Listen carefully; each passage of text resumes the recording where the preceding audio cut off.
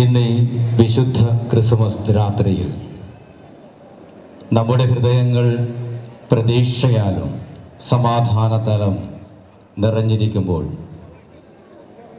ദൈവം മനുഷ്യനായി ഭൂമിയിൽ പിറന്ന അത്ഭുത നിമിഷമാണ് നാം ഇന്ന് സന്തോഷപൂർവ്വം ഓർക്കുകയും ആഘോഷിക്കുകയും ചെയ്യുന്നത്. ഒരു കന്യക ഗർഭം ധരിച്ച് ഒരു പുത്രനെ പ്രസവിക്കും. ദൈവം നമ്മോടുകൂടെ എന്നർത്ഥമുള്ള എമ്മാനുവേൽ എന്ന അവൻ വിളിക്കപ്പെടും. കർത്താവ് പ്രവാചകൻ മുഖേന അരുളി ചെയ്തത് പൂർത്തിയാകാൻ വേണ്ടിയാണ് ഇതെല്ലാം സംഭവിച്ചത്.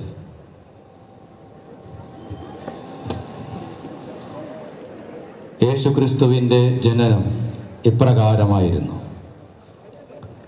അവൻ്റെ മാതാവായ മറിയവും ജോസഫും അവർ സഹവസിക്കുന്നതിന് മുമ്പ് അവൾ പരിശുദ്ധാത്മാവിനാൽ ഗർഭിണിയായി കാണപ്പെട്ടു. അവളുടെ ഭർത്താവായ ജോസഫ് നീതിമാനാകയാലും അവളെ അപമാനതയാക്കാൻ ഇഷ്ടപ്പെടുകയായാലും അവളെ രഹസ്യമായി ഉപേക്ഷിക്കാൻ തീരുമാനിച്ചു. അവൻ ഇതേക്കുറിച്ച് ആലോചിച്ചു കൊണ്ടിരിക്കെ കർത്താവിൻ്റെ ദൂതൻ സ്വപ്നത്തിൽ പ്രത്യക്ഷപ്പെട്ട് അവരോട് പറഞ്ഞു, ദാവീദിൻ്റെ പുത്രനായ ജോസഫ്, മറിയത്തെ ഭാര്യയായി സ്വീകരിക്കാൻ ശങ്കിക്കേണ്ട. അവൾ ഗർഭം ധരിച്ചിരിക്കുന്നത് പരിശുദ്ധാത്മാവിൽ നിന്നാണ്. അവൾ ഒരു പുത്രനെ പ്രസവിക്കും. നീ അവന് യേശു എന്ന് പേരിടണം. എന്തെന്നാൽ അവൻ തൻ്റെ ജനത്തെ അവരുടെ പാപങ്ങളിൽ നിന്നും മോചിപ്പിക്കും. ഈ രക്ഷയുടെ കഥ ഒറ്റ നിമിഷത്തിൽ പൂർത്തിയായതല്ല. അതാരംഭിച്ചത് നമ്മുടെ പിതാവായ ദൈവത്തിൻ്റെ തീരുമാനത്തിൽ, ഒരു കന്യകയുടെ അനുസരണത്തിൽ, ഒരു നീതിമാന്റെ വിശ്വാസത്തിൽ, ഒരു പുൽത്തുടത്തിൻ്റെ നിശബ്ദതയിൽ, ഒരു നക്ഷത്രത്തിൻ്റെ വഴികാട്ടലിൽ, ഒരു കുഞ്ഞിൻ്റെ രോധത്തിൽ നിന്ന്. ഈ മഹാനിമിഷങ്ങൾക്ക് നാം സാക്ഷികളാകാൻ പോകുകയാണ്. തിരുപ്പിറവിയുടെ ഈ ദിവ്യരഹസ്യം നമുക്ക് മുമ്പിൽ പ്രകാശിപ്പിക്കുന്ന ഈ ലൈറ്റ് ആൻഡ് സൗണ്ട് അവതരണത്തിലൂടെ ദൈവത്തിൻ്റെ രക്ഷാകര പദ്ധതി മനുഷ്യരുടെ ഹൃദയങ്ങളിൽ എങ്ങനെ വെളിച്ചമായി വിരിഞ്ഞുവെന്ന് നമുക്കൊരുമിച്ച് കാണാം, അനുഭവിക്കാം, ആരാധനയോടെ സ്വീകരിക്കാം. ഇതാ ഇവിടെ ഈ മംഗളവാർത്ത ആരംഭിക്കുകയാണ്. ഇതിലെ കഥാപാത്രങ്ങളെ ഒന്ന് പരിചയപ്പെടുത്തിക്കോട്ടെ. അവതരണം കേന്ദ്രസമിതി, രചന മാത്യൂസ് പറപ്പള്ളി, സംവിധാനം വേണു പരപ്പിൽ, അഭിനേതാക്കൾ യൗസേപ്പ് വിൻസി പ്ലേറ്റസ്, മറിയം അന്ന, ദൂതൻ ആബേൽ, ഹെറോദസ് ജിജി ചന്ദനപ്പറമ്പിൽ, മന്ത്രി നെൽവിൻ തൊട്ടിപ്പറമ്പിൽ, രാജാവ് രാജ്ഞി ഷേളി ജോസഫ്, ജ്ഞാനികൾ ഷാജി രാമച്ചൻകുഴി, മിഥുൻ ക്ലീറ്റസ്, കുഞ്ഞച്ചൻ ചുള്ളിക്കാട്, സേനാധിപൻ പ്രിൻസ് പെരുമ്പറ, സിബി ഷിജു, ആട്ടിടയന്മാർ സോജൻ രമണൻ രാജേഷ്, സേവകൻ സജി ചന്ദനപ്പറമ്പിൽ, സത്രം സൂക്ഷിപ്പുകാർ ജോർജ് ഹൗലറ്റ്.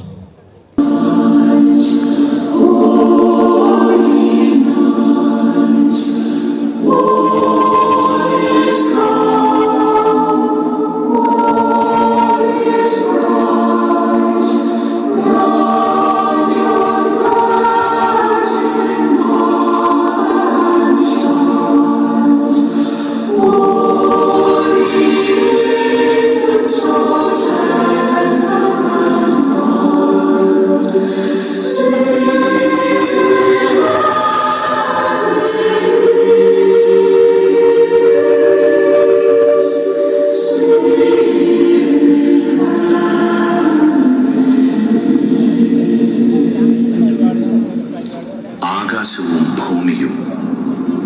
സർവചരാചരങ്ങളെയും സൃഷ്ടിച്ച ദൈവം ലോകത്തിന്റെ പാപങ്ങൾ നീക്കുവാൻ ബലിയായി നൽകിയത് തന്റെ ഏകജാതനെയാണ്.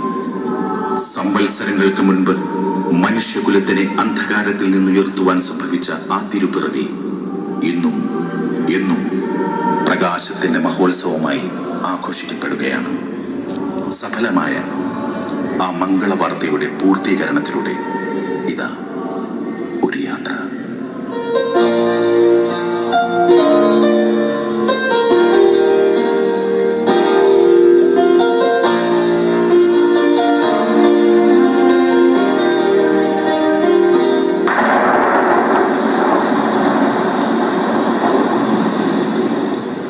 മറിയം, മറിയം, കൃപ ലഭിച്ചവളെ, നിനക്ക് സ്വസ്തി, കർത്താവ് നിന്നോടുകൂടി. ദൈവമേ, ഈ അഭിവാദനത്തിന്റെ അർത്ഥമെന്ത്? ഞാൻ സ്വപ്നം കാണുകയാണോ? എനിക്ക് എന്താണ് സംഭവിക്കുന്നത്? ഭയപ്പെടേണ്ട, നീ ദൈവത്തിന്റെ കൃപ കണ്ടെത്തിയിരിക്കുന്നു. നീ ഗർഭം ധരിച്ച് ഒരു പുത്രനെ പ്രസവിക്കും. അവന് യേശു എന്ന് പേരിടണം. അവൻ അത്യുന്നതന്റെ പുത്രൻ എന്ന് വിളിക്കപ്പെടും. ദൈവം ദാവീദിന്റെ സിംഹാസനം അവന് നൽകും. അവന്റെ രാജ്യത്തിന് അവസാനമുണ്ടാകില്ല. ഇതെങ്ങനെ സംഭവിക്കും? ഞാൻ പുരുഷനെ അറിയുന്നില്ലല്ലോ. പരിശുദ്ധാത്മാവ് നിന്റെ മേൽ പ്രവർത്തിക്കും. അത്യുന്നതന്റെ ശക്തി നിന്റെ മേൽ നിഴലിടും. ആകയാൽ നിന്നിൽ നിന്നും ജനിക്കുന്നവൻ ദൈവപുത്രൻ എന്ന് വിളിക്കപ്പെടും. ഇതാ കർത്താവിന്റെ ദാസി, നിന്റെ വാക്കുപോലെ എന്നിൽ ഭവിക്കട്ടെ.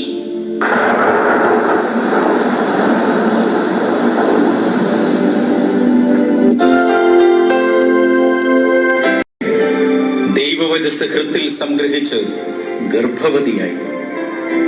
ഗബ്രിയേൽ മാലാഖയുടെ വാക്കുകളിൽ മനസ്സിലെ ഇരുൾ നീങ്ങിയ നീതിമാനായ യൗസേപ്പ് മറിയത്തിന് കാവലാളായി.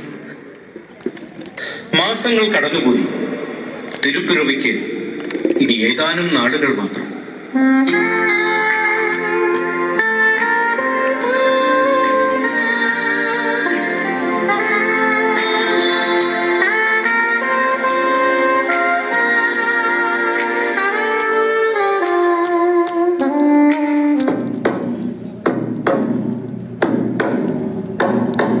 ശ്രദ്ധിക്കുക, എല്ലാവരും ശ്രദ്ധിക്കുക. മഹാനായ ചക്രവർത്തി അഗസ്റ്റസ് സീസർ ലോകവാസകലമുള്ള ജനങ്ങളുടെ എല്ലാം പേരുവിവരങ്ങൾ രേഖയാക്കാൻ കൽപ്പന പുറപ്പെടുവിച്ചിരിക്കുന്നു.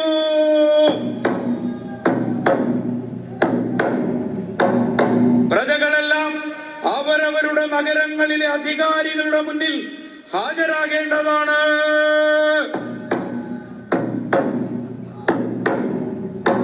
നിശ്ചിത സമയത്തിനുള്ളിൽ പേരെഴുതി ചേർക്കപ്പെടാത്തവർ ശിക്ഷാർഹരാണ്.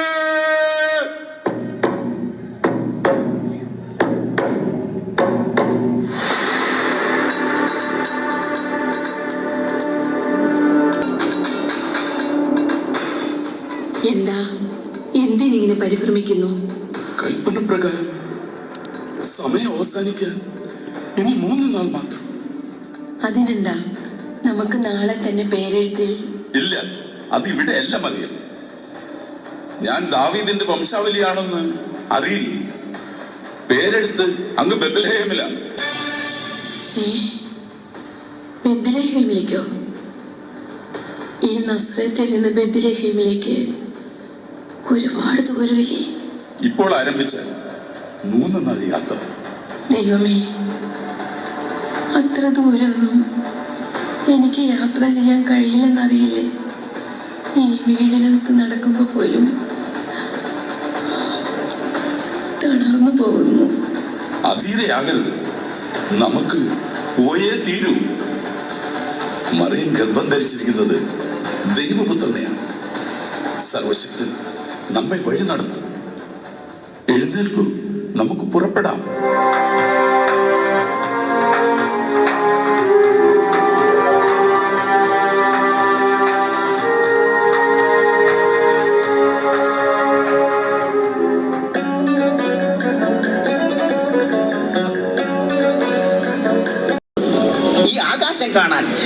തനിക്ക് ഭംഗിയുണ്ടോ?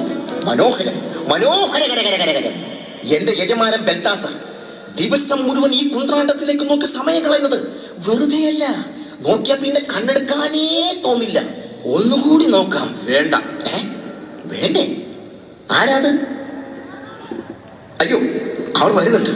ബെൽത്താസർ യജമാനൻ ക്ഷണിച്ചു വരുത്തിയ 2 ജ്ഞാനികൾ. ഇനി അവരുടെ മുന്നിൽ ചെന്നപ്പെട്ട് അടി വാങ്ങണ്ട, വിട്ടുകളയാം.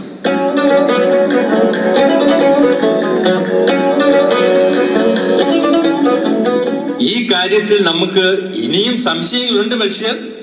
ഈ വർഷം തന്നെ അത് സംഭവിക്കുമെന്നല്ലേ കണക്കുകൾ പറയുന്നത്? നമ്മളെ ഇവിടേക്ക് ക്ഷണിച്ചു വരുത്തിയ ആൾ അറിവില്ലാത്തവനാണെന്ന ധാരണ എനിക്കില്ല. എനിക്കുമില്ല. പക്ഷേ അറിവുകൾ സത്യമാണെന്ന് ബോധ്യമാകും വരെ സംശയിക്കണ്ട, അത് സത്യമാണ്.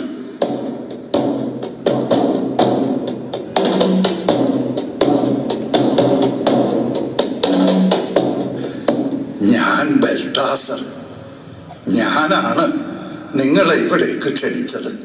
ഓ, വന്ദനം വന്ദനം വന്ദനം.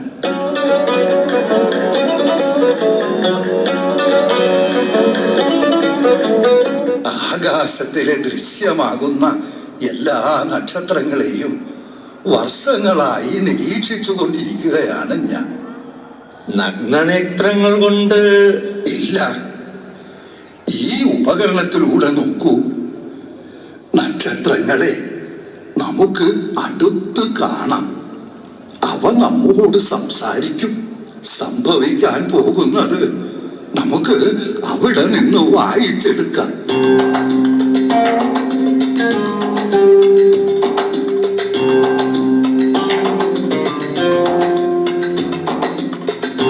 നോക്കൂ, മത്സ്യത്തിന്റെ അടയാളത്തിൽ 2 ഗ്രഹങ്ങൾ കാണുന്നില്ലേ? കാണുന്നു.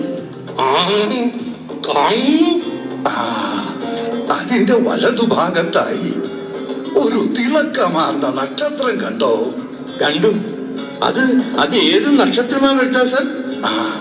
അതാണ് ലോകം കാത്തുകാത്തിരുന്ന രക്ഷകനിലേക്കുള്ള അടയാളം. ദിവസം ചെല്ലുന്തോറും അതിന്റെ പ്രഭ കൂടിക്കൂടി വരുന്നു. ഇന്നത്തെ രാത്രി കൂടി കഴിഞ്ഞാൽ നഗ്നനേത്രങ്ങൾ കൊണ്ട് കാണാനാകുമെന്ന എന്റെ കണക്കുകൂട്ടൽ. ആ നക്ഷത്രം വഴികാട്ടുന്നത് ജെറുസലേം ദേശത്തേക്കാണ്. സമയം തീരെയില്ല. നമുക്ക് ഉടൻ പുറപ്പെടണം.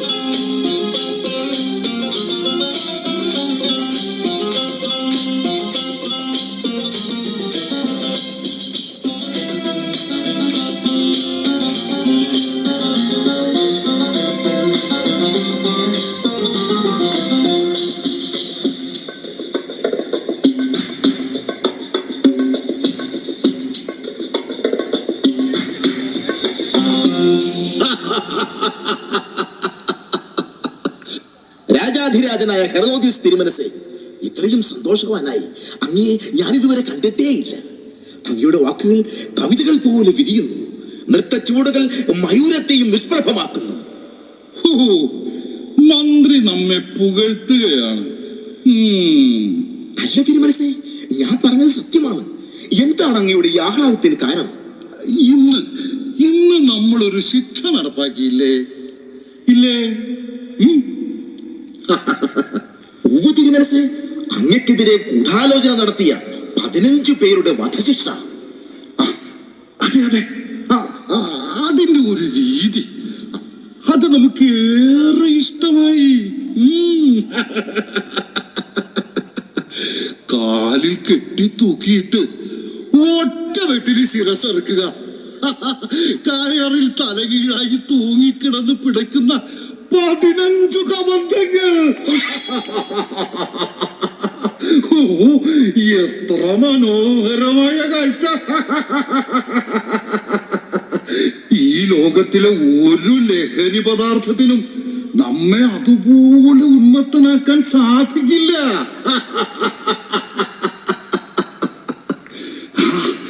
ഞരമ്പിലൂടെ കുതിച്ചു പാഞ്ഞ് ശിരസിനുള്ളിൽ ആനന്ദത്തിന്റെ അഗ്നിസ്ഫുലിംഗങ്ങൾ സൃഷ്ടിക്കുന്ന കാഴ്ച.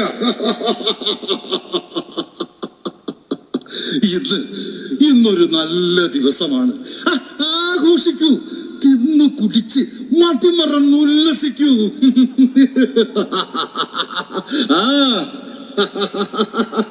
തിരുമനസേ, വീണ്ടും ഒരു 15 പേരുടെ ശിരസ് കൂടി അറക്കാൻ പറയട്ടെ. അങ്ങയുടെ സന്തോഷം ഇരട്ടിക്കട്ടെ. ആരെയാ? എന്തു കുറ്റം ചെയ്തവർ? പ്രജകളിൽ 15 പേർ. കുറ്റം ആരോപിച്ചാൽ പോരെ, പിടിച്ചുകൊണ്ട് വരട്ടെ ഞാൻ അവരെ. ഇന്നിനി വേണ്ട മന്ത്രി, നാളെ നമുക്ക് നാളെയാവാം. നൃത്തം തുടരട്ടെ.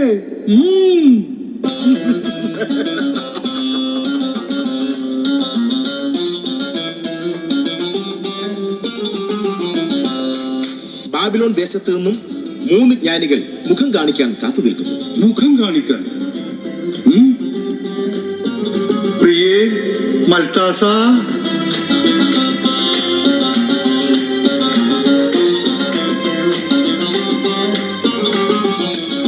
തിരുമനസേ, മുഖം കാണിക്കാൻ വന്നതാണെങ്കിൽ അതുമാത്രം കണ്ടാൽ പോരെ. വെള്ളിത്തളികയിൽ വെട്ടിവെച്ച പാർസികളുടെ തല കാണാൻ നല്ല ഭംഗിയായിരിക്കും. ക്ഷമിക്കണം പ്രഭു, അവർ ജ്ഞാനികളാണ്. ഉണർത്തിക്കാൻ കാര്യമായി എന്തെങ്കിലും ഉണ്ടെങ്കിൽ. ഓ, ശരിയാണ് ശരിയാണ്, വരാൻ പറയും.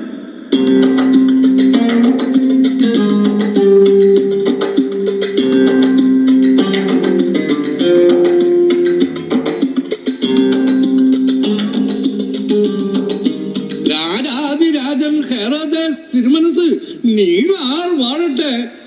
നമ്മുടെ ദർബാറിലേക്ക് സ്വാഗതം. നാം എന്താണ് നിങ്ങൾക്ക് വേണ്ടി ചെയ്യേണ്ടത്? യഹൂദന്മാരുടെ രാജാവായ ദിവ്യരക്ഷകന്റെ ജനനം സംഭവിക്കാൻ പോകുന്നു.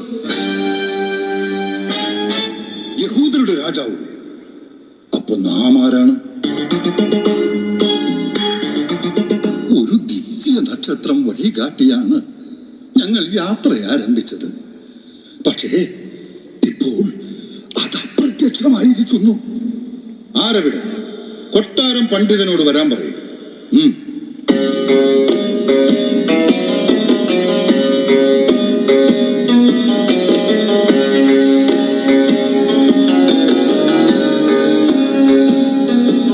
നാം ഈ കേട്ടത് ശരിയാണോ? അങ്ങനെ ഒരു പ്രവചനം ഉണ്ട് തിരുമനസ്സേ. എന്താണത്? യൂദയായിലെ ബെത്ലഹേമേ, നീ പ്രമുഖ നഗരങ്ങളിൽ ഒട്ടും താഴെയല്ല. എന്റെ ജനമായ ഇസ്രായേലിനെ നയിക്കാനുള്ളവൻ നിന്നിൽ നിന്നും ഉദ്ഭവിക്കും. ഇത് ജെറുസലേമാണ്. പോകൂ, ബെത്ലഹേമിലേക്ക് പോകൂ. പോയി ആ ദിവ്യ ശിശുവിനെ വണങ്ങൂ. തിരികെ വരുമ്പോ മറക്കരുത്, നമ്മെ മുഖം കാണിക്കണം. നമുക്കും ആ ലോകരക്ഷകനെ ആരാധിക്കണം. പോകൂ.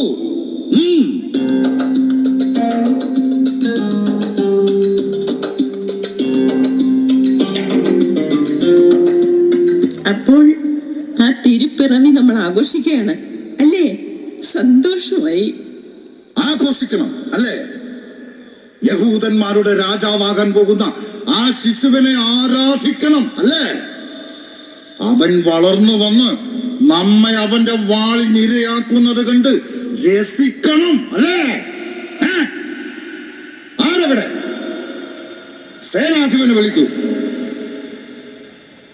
ജ്ഞാനികൾ തിരിച്ചു വരുമ്പോൾ ശിശുവിനെ കണ്ട സ്ഥലം മനസ്സിലാക്കി സൈന്യത്തെ കൂട്ടി പോകുക. യഹൂദരുടെ രാജാവാകാൻ പോകുന്ന ആ ശിശുവിനെ കാണുക, ആരാധിക്കുക, അനന്തരം വധിക്കുക.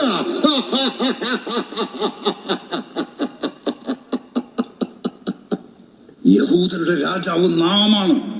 നമ്മുടെ സിംഹാസനം ലക്ഷ്യം വെച്ച് ജന്മമെടുത്തവൻ സാക്ഷാൽ ദൈവപുത്രനാണെങ്കിലും ഹെറോദേസിന്റെ പടയാളികളുടെ വാളിൻ തുമ്പിൽ കിടന്ന് പിടയ്ക്കും. തുടങ്ങും മുമ്പേ ഒടുങ്ങിപ്പോയ ചരിത്രമാവട്ടെ രക്ഷകന്റെ തിരുപ്പിറവി.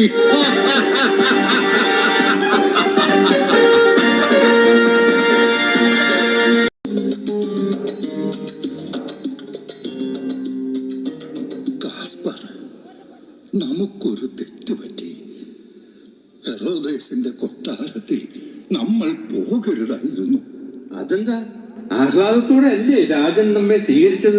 അല്ല, ആ ആഹ്ലാദത്തിൽ വലിയ ഒരു അമർഷം കത്തി എരിയുന്നുണ്ട്. അപകടമാണ്. മനസ്സിലായില്ല. ദിവ്യരക്ഷകന്റെ ജനനം ഹെറോദേസിന് ഭീഷണിയാണെന്ന് തോന്നിയാൽ അയാൾ ആ ശിശുവിനെ വധിച്ചു.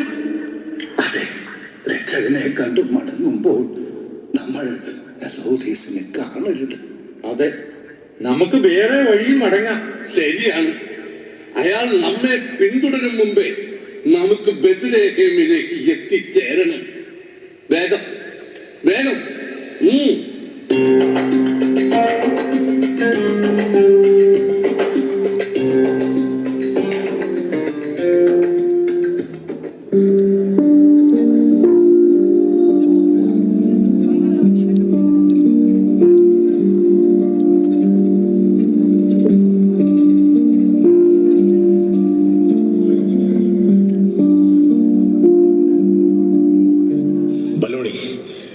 കുറച്ച് ചൂടുവെള്ളം.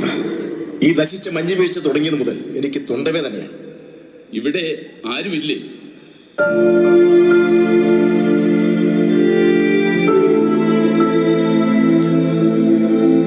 എന്താ സഹോദര, ഞാൻ നസ്രത്തിൽ നിന്ന് വരികയാണ്. ഇന്ന് രാത്രി തങ്ങാൻ ഈ സത്രത്തിൽ ഒരിടം വേണമായിരുന്നു. നിങ്ങൾ തനിച്ചാണ്? അല്ല, എന്റെ ഭാര്യയുമുണ്ട്. മറിയത്തിന് മാസം തിരിഞ്ഞിരിക്കുക. ഇത്ര ദൂരം യാത്ര ചെയ്ത് ആകെ തളർന്നിരിക്കുക. അയ്യോ, അത് ഉപേക്ഷ പറയരുത്. ക്ഷീണവും വിശപ്പും കൊണ്ട് മരണതുല്യായിരിക്കുന്നു അവൾ. ഏയ്, പറ്റില്ല പറ്റില്ല. പ്രസവിക്കാറായ സ്ത്രീയെയും കൊണ്ട് ഇങ്ങോട്ട് വരണ്ട. ഇവിടെ സ്ഥലമില്ല. പോയട്ടെ. സഹോദര, ഒന്നും പറയണ്ട. പോയട്ടെ, വേറെ സ്ഥലം നോക്ക്.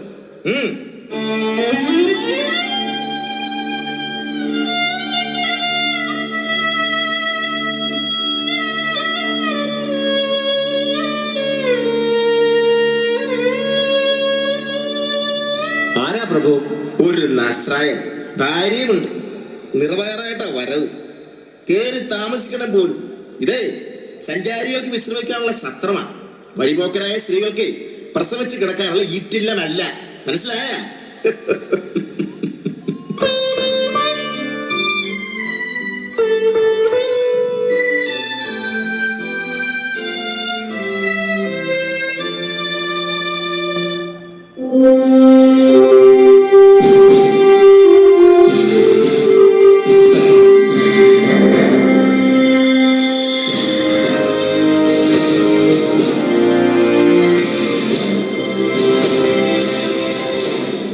തിരുമനസ്, ആ ജ്ഞാനികളെ വെറുതെ വിടണ്ടായിരുന്നു. അവർ തിരിച്ചു വരില്ലെന്ന് എന്റെ മനസ്സ് പറയുന്നു. വന്നില്ലെങ്കിൽ ആ ശിശുവിനെ നമ്മൾ എങ്ങനെ കണ്ടെത്തും?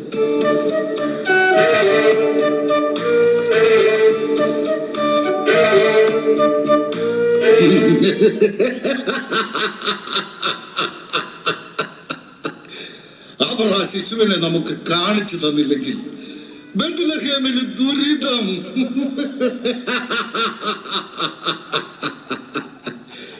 എവിടെ സൈന്യാധിപൻ? ബെത്ലഹേമിലേക്ക് പുറപ്പെടുക. വീടുകളിലും തെരുവുകളിലും സത്രങ്ങളിലും തിരയുക. 2 വയസ്സിൽ താഴെയുള്ള ആൺപ്രജകളെ ഒന്നൊഴിയാതെ വധിക്കുക. മരണത്തിൽ ലോകരക്ഷകൻ അകമ്പടിയാകട്ടെ.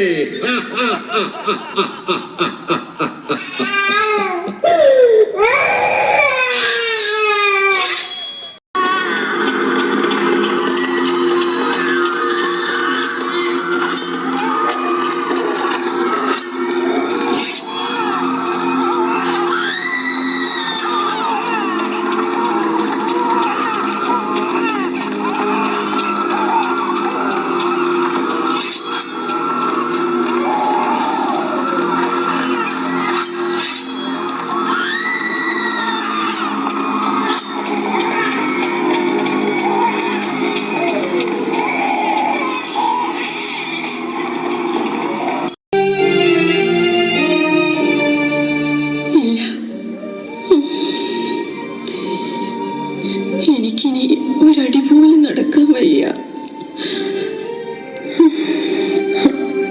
ഇത് ഈ വേദന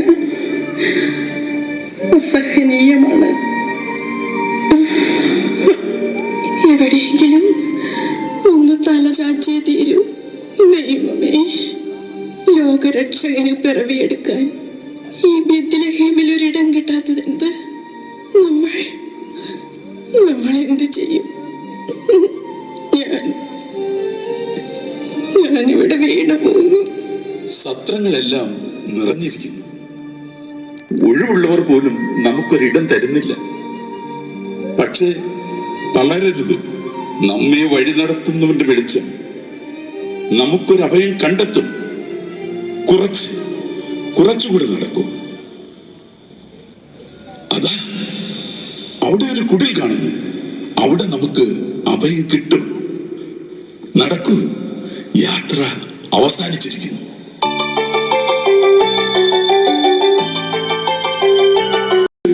ഇനി ഞാൻ എങ്ങോട്ട് പോകും? വിഷമിക്കരുത്. ചിലപ്പോൾ ഇതാകും നമുക്ക് വേണ്ടി കാത്തുവച്ചത്.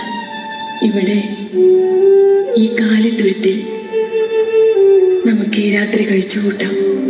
വരൂ.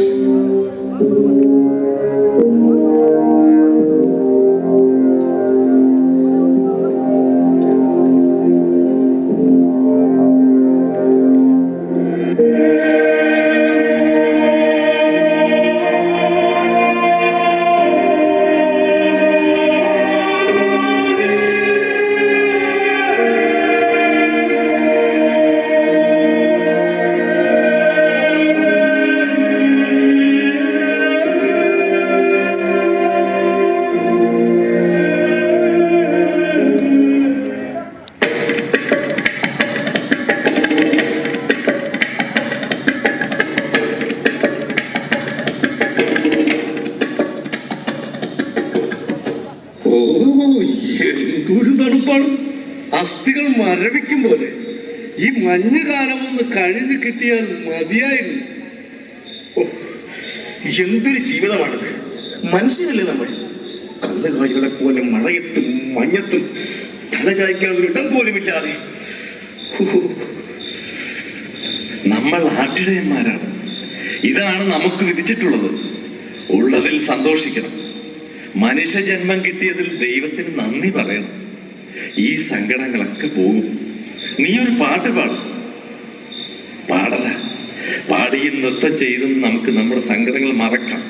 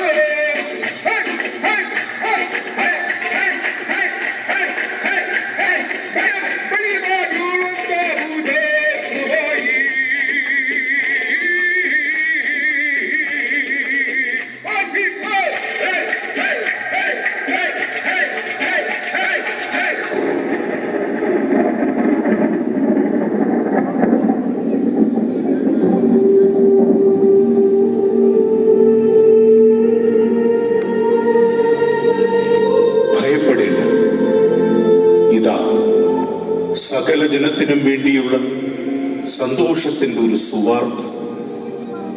ദാവീദിന്റെ പട്ടണത്തിൽ നിങ്ങൾക്കായി ഒരു രക്ഷകൻ, കർത്താവായ ക്രിസ്തു ജനിച്ചിരിക്കുന്നു. അവിടെ പിള്ളക്കച്ചയിൽ പൊതിഞ്ഞ് പുൽത്തൊട്ടിയിൽ കിടത്തിയിരിക്കുന്ന ഒരു ശിശുവിനെ നിങ്ങൾ കാണും.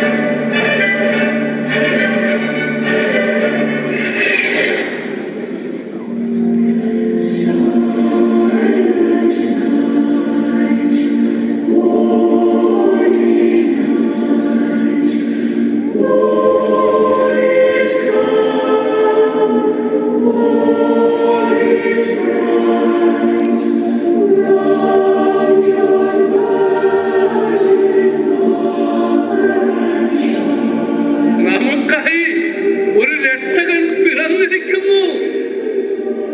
പ്രവചനം സത്യമായിരിക്കുന്നു. ലോകത്തിന്റെ പാപങ്ങൾ നീക്കാൻ ഒരു